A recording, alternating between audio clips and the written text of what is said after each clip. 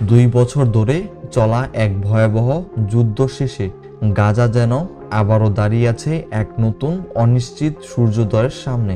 হাজার হাজার মানুষের মৃত্যু, লাখো মানুষের গৃহহীনতা এবং এক জাতীয় অস্তিত্বের প্রশ্ন, সবকিছু মিলিয়ে গাজার মাটিতে এখন রক্তের গ্রাণ।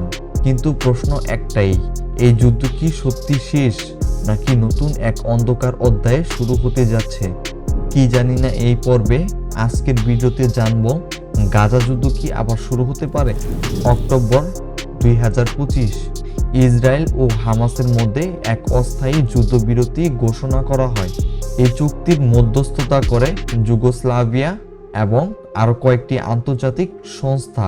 চুক্তি অনুযায়ী ইসরায়েল গাজা দখলকৃত অঞ্চল থেকে ধীরে ধীরে সেনা প্রত্যাহার করবে, আর হামাস মুক্তি দিবে ইসরায়েলি নাগরিকদের।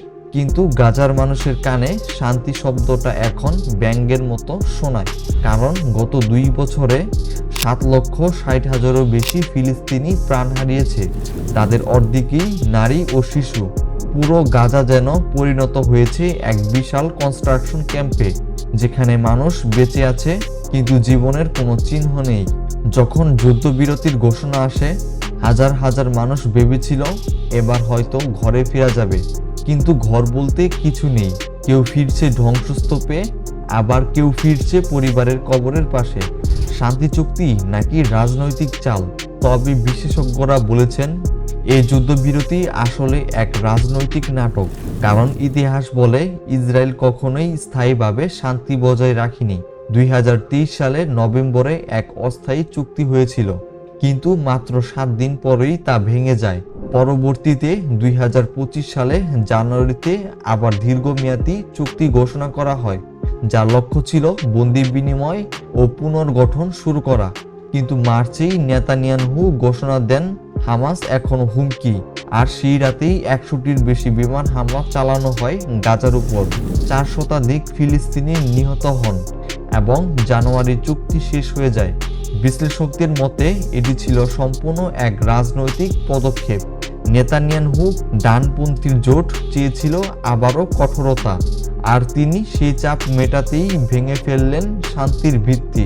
নেতানিয়াহু কখনোই ফিলিস্তিনের সঙ্গে প্রকৃত শান্তিতে বিশ্বাসী ছিলেন না। 1990-এর দশকেও যখন শান্তি চুক্তির সম্ভাবনা তৈরি হচ্ছিল, তখন তিনি ছিলেন প্রধান বিরোধী কণ্ঠস্বর। তার কৌশল ছিল একদিকে আন্তর্জাতিকভাবে শান্তির মুখোশ, অন্যদিকে গোপনে যুদ্ধের প্রস্তুতি নেওয়া। এই দ্বৈত চরিত্রই তাকে টিকিয়ে রেখেছে এত বছর। কিন্তু এবার তিনি এমন এক রাজনৈতিক সংকটে, যেখান থেকে মুক্তির পথ কেবল একটাই, আবার এক যুদ্ধ। দেশের অর্থনীতি ধ্বংস, জনগণের তীব্র ক্ষোভ, জনপ্রিয়তা দ্রুত কমছে, তাই আবার যুদ্ধই হতে পারে তার রাজনৈতিক অস্ত্র। গাজা এখন ওপেন প্রিজন, 24 লক্ষ মানুষের শহর, যেখানে হাসপাতাল, স্কুল, মসজিদ সবই ধ্বংস। খাবার, পানি, বিদ্যুৎ সবকিছুই নিয়ন্ত্রিত ইসরায়েলের হাতে। জাতিসংঘ বলেছে এটি মানবতার বিরুদ্ধে অপরাধ, কিন্তু ইসরায়েলের মুখে কোনো অনুশোচনা নেই। বরং তাদের প্রতিরক্ষা মন্ত্রীরা প্রকাশ্যে বলছে হামাস শেষ না হওয়া পর্যন্ত যুদ্ধ থামবে না। অন্যদিকে হামাসও স্পষ্ট, আমরা ইসরায়েলের শাসন মানব না।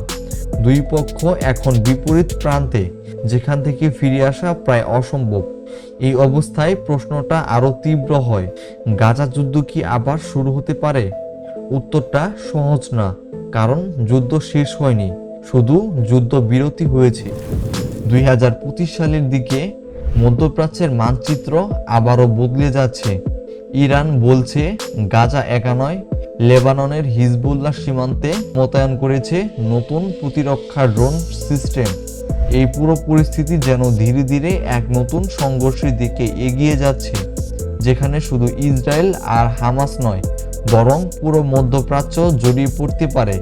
ইসরায়েলের মোসাদ ইতোমধ্যেই সতর্ক করেছে, ইরান সমর্থিত দলগুলো নতুন হামলার প্রস্তুতি নিচ্ছে। আর গাজায় এখন মিলছে টানেল আর অস্ত্রাগার, যা প্রমাণ করে যুদ্ধবিরতির আড়ালে চলছে যুদ্ধের প্রস্তুতি। গাজার শিশুরা কখনো শান্তি দেখেনি, তারা বোমার শব্দে ঘুমায়, ধোঁয়ার মাঝে বড় হয়।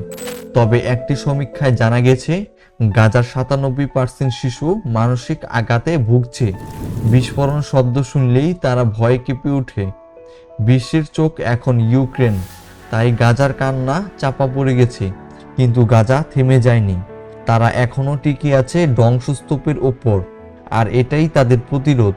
পরবর্তী যুদ্ধ যদি শুরু হয় তা হবে সম্পূর্ণ ভিন্ন রূপের যুদ্ধ। ইসরায়েল ইতিমধ্যেই ব্যবহার করছে এআই নিয়ন্ত্রিত টার্গেটিং সিস্টেম আবজোরা, যা কয়েক সেকেন্ডে শত টার্গেট শনাক্ত করতে পারে। অন্যদিকে হামাস এখন পাচ্ছে ইরানের ড্রোন, যেগুলো ইসরায়েলের আকাশ প্রতিরক্ষা ভেদ করতে পারে। অর্থাৎ পরবর্তী যুদ্ধটা হবে ড্রোন বনাম ড্রোন, যেখানে গাজার আকাশ পরিণত হবে মৃত্যুর রাজ্যে।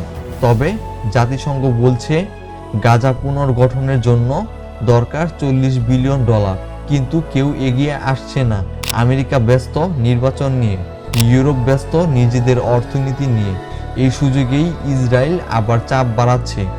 বিদ্যুৎ সরবরাহ বন্ধ, সীমান্ত অবরোধ, সবই এক নিঃশব্দ যুদ্ধের অংশ। বিশ্ব এখন নীরব, আর গাজা আবারও রক্তাক্ত হওয়ার অপেক্ষায়। এই যুদ্ধের আসল প্রশ্নটা এখনো অমীমাংসিত।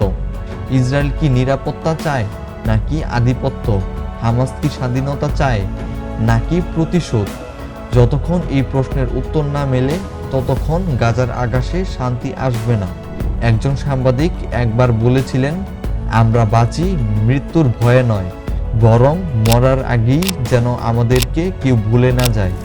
যুদ্ধ হয় অস্ত্র দিয়ে, কিন্তু শেষ হয় মানুষের চোখের জল দিয়ে। তবুও প্রশ্নটা থেকে যায়, গাজা যুদ্ধ কি সত্যি শেষ হয়েছে, নাকি এই নীরব রাতের মধ্যেই নতুন এক ভয়াবহ অধ্যায়ের প্রথম পৃষ্ঠা লেখা হচ্ছে? তা এখন সময়ের অপেক্ষা। আপনার কি মনে হয় গাজার যুদ্ধ কি আবার শুরু হতে পারে? চ্যানেলটি ভালো লাগলে সাবস্ক্রাইব করুন। ভিডিওটি দেখার জন্য ধন্যবাদ।